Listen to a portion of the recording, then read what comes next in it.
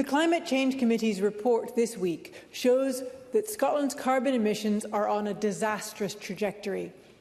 They are telling us that immediate action at pace and scale is needed to cut emissions so that Scotland can meet its new carbon budgets and build a path to net zero that creates good jobs and saves people money too. That means we need a proper plan for warmer homes that are cheaper to heat and real investment to make public transport available and affordable, to get people out of their cars. The First Minister often tells us how proud he is of balancing Scotland's financial budget every year. So what immediate actions will he take in order to balance Scotland's first carbon budget? First Minister.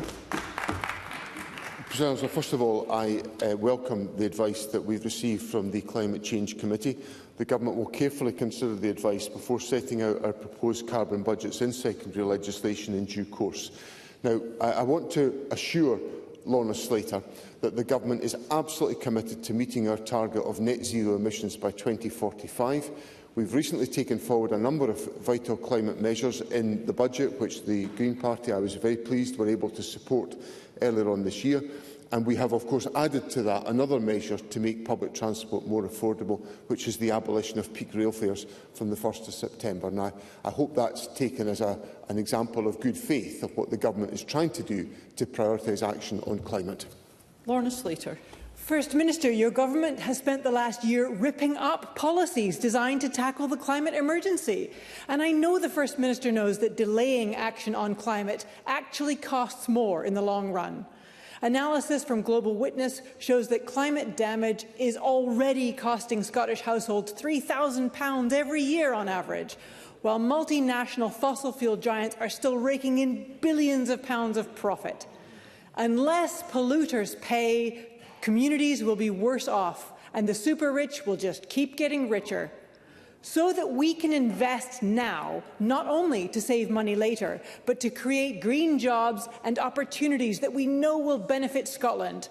Will the First Minister support policies to tax polluters? First Minister. Well, as I said in my earlier answer, the Government will bring forward its plans in due course to respond to the Climate Change Committee, whose contribution I very much welcome. We are taking a range of measures. For example, we had commitments to create 6,000 public charge points for electric vehicles, for example, which helps that shift to electric vehicles in the country. And we've exceeded that target 2 years early.